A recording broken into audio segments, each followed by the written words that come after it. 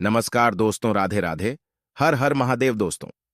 कहा जाता है कि शादी के बाद पति की किस्मत पत्नी के ऊपर काफी हद तक निर्भर रहती है। शादी के बाद कुछ लोगों की किस्मत पूरी तरह से बदल जाती है और सफलता की राह पर चलने लगती है। वहीं कुछ लोगों की किस्मत शादी के बाद से ही बर्बाद होना शुरू हो जाती है। बर्बादी का कारण पत्नियों की कुछ गलतियां भी हो सकती हैं। भविष्य पुराण में पति पत्नियों के कुछ नियमों का जिक्र किया गया है, जिसमें पत्नी की कुछ गलतियों के बारे में बताया गया है।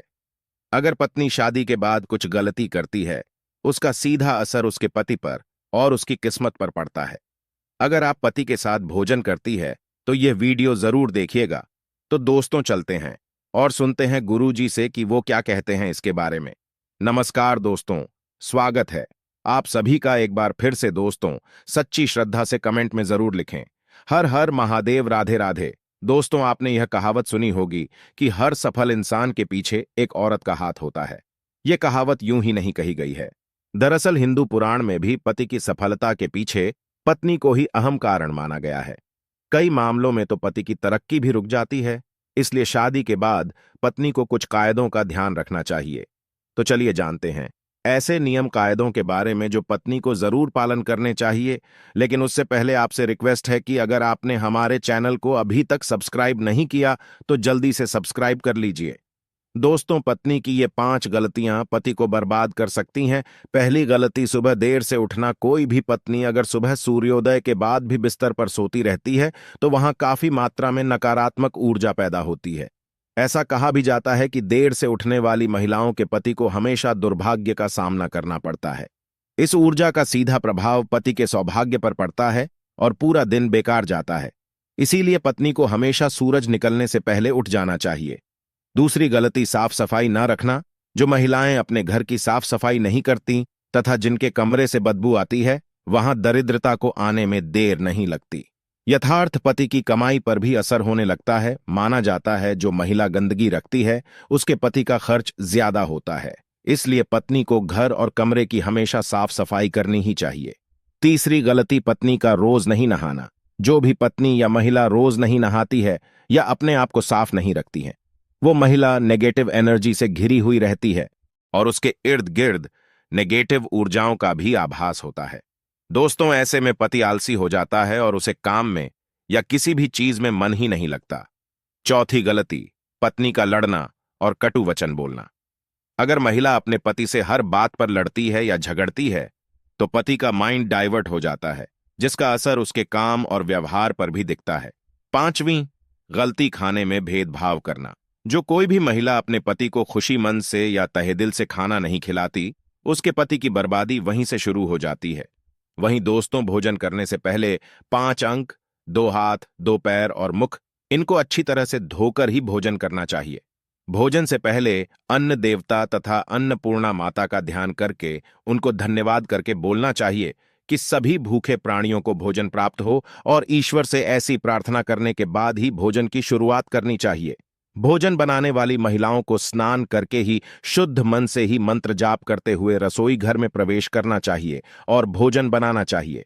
इसी के चलते दोस्तों, सबसे पहले 2 रोटियां एक गाय के लिए और एक कुत्ते के लिए अलग से निकाल कर रख दें और फिर अग्निदेव को भोग लगाकर ही बाकी घर वालों को खाना खिलाएं।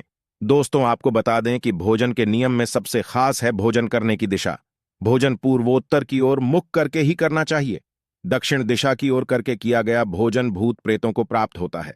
ऐसा करने से घर में प्रेत आत्माएं आकर्षित होती हैं, और वहीं पश्चिम दिशा की ओर किया गया भोजन रोगों की वृद्धि करता है। दोस्तों, बिस्तर पर बैठकर अपने हाथों पर रखकर या टूटे फूटे बर्तनों में भोजन कभी नहीं करना चाहिए। ऐसा करने वाला व्यक्ति नरक की ओर बढ़ता है। दोस्तों, आपको बता दें कि ऐसे मनुष्य के हाथों द्वारा भोजन कभी नहीं करना चाहिए। कंजूस के द्वारा, वैश्य के हाथ का, शराब बेचने वाले का दिया हुआ भोजन और ब्याज का धंधा करने वाले व्यक्ति का भोजन कतई नहीं करना चाहिए। इससे व्यक्ति को नरक की यातना भुगतनी पड़ती है। भीष्म पितामह कहते हैं कि भोजन के दौरान थाली में अगर बाल या कंकड़ आ जाए तो उसे वहीं पर छोड़ देना चाहिए। बाल आने के बाद भी खाया जाने वाला भोजन दरिद्रता का सामना करने पर मजबूर कर देता है। थाली को अगर कोई व्यक्ति लांघ जाए या ठोकर लग जाए तो ऐसा भोजन दूषित हो जाता है। इसे ग्रहण नहीं करना चाहिए।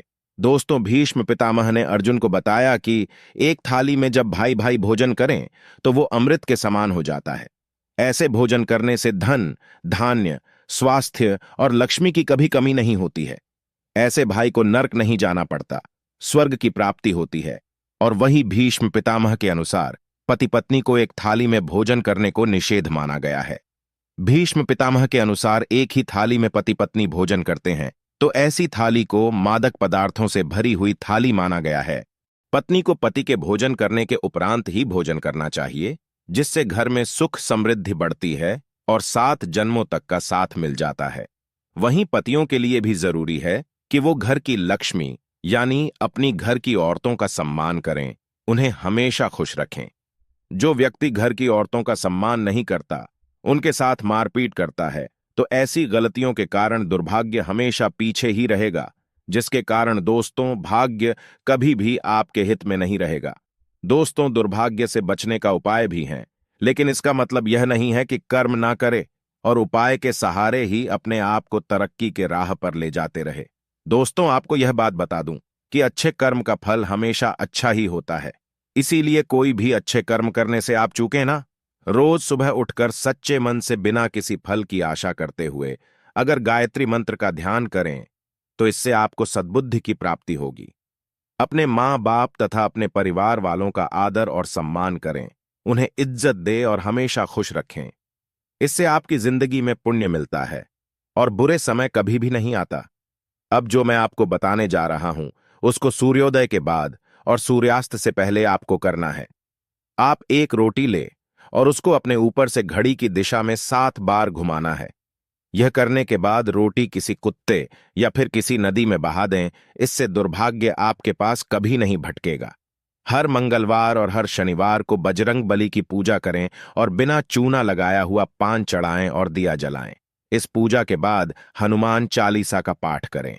वैवाहिक जीवन को सुखी बनाने के लिए पति पत्नी गौरी शंकर रुद्राक्ष धारण करें। दोस्तों, रोज सुबह उठकर तैयार होकर गणेश जी की आराधना करें। इससे आपके जीवन में जितनी भी मुसीबतें हैं वो टल जाएंगी। सायंकाल के समय घर के सभी सदस्यों को मिलकर आरती भजन करना चाहिए। भारतीय परंपराओं में ये शामिल हैं। इसके पीछे ना धर्म है, बल्कि इससे घर में सकारात्मक ऊर्जा का संचार होता है। देवी लक्ष्मी का घर में आगमन बना रहता है और सुख समृद्धि आती है। संध्या के समय रोने, उदास बैठने से नकारात्मक भाव का संचार होता है। ऐसा ना करें दोस्तों। ऐसा न सिर्फ हिंदू धर्म में लिखा हुआ है, बल्कि अन्य धर्मों में भी कहा गया है।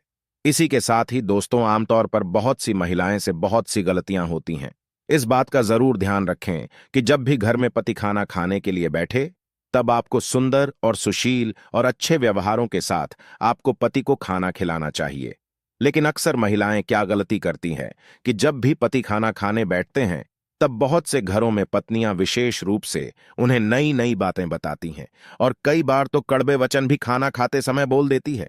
दोस्तों, कड़वे वचन अगर खाना खाते समय पति के कानों में पड़ते हैं तो उस घर में कभी भी देवी लक्ष्मी का वास नहीं होता और उस घर में सदैव कलह होता है और आतंक का माहौल छाया रहता है। तो दोस्तों, इस कारण यह गलती आपको भूल कर भी नहीं करनी चाहिए। तो यह जो कुछ उपाय जिससे आप दुर्भाग्य को सौभाग्य में बदल सकते हैं। साथ ही मैंने ये भी आपको बताया कि कौन सी ऐसी गलती है जो पत्नी अगर करती है तो उसका सीधा असर उसके पति पर पड़ता है। दोस्तों, उसके पति का दुर्भाग्य आ ही जाता है और वो कभी भी अपने उस मुकाम को नहीं पा सकता जो वो पाना चाहता है। अपनी जिंदगी में वो रिश्तेदारों में सबसे पीछे रह जाएगा और उसे सफलता नहीं मिलेगी। तो दोस्तों, अगर आप भी उन महिलाओं में से एक है जो चाहती है कि उनके पति तरक्की करे, उनके घर में सकारात्मकता का संचार हो, धन का आगमन हो, उनके पति को हर वो मुकाम हासिल हो जो वो पाना चाहते हैं, तो आप इन गलतियों को करने से बचें। कभी भी एक ही थाली में पति पत्नी भोजन ना करें। इससे आपको पता ही है कि आपके घर में नकारात्मक ऊर्जा का संचार होगा, घर में दरिद्रता आएगी। इसी के साथ ही अगर आप ये चाहते हैं कि ऐसा ना हो तो ऐसी गलतियां भूल कर भी ना करें। तो दोस्तों, आज की वीडियो में बस इतना ही। अगर वीडियो आपको थोड़ी सी भी ज्ञानवर्धक लगी तो वीडियो को लाइक कीजिए तथा चैनल को सब्सक्राइब करके कमेंट में हर हर महादेव अवश्य लिखें। धन्यवाद।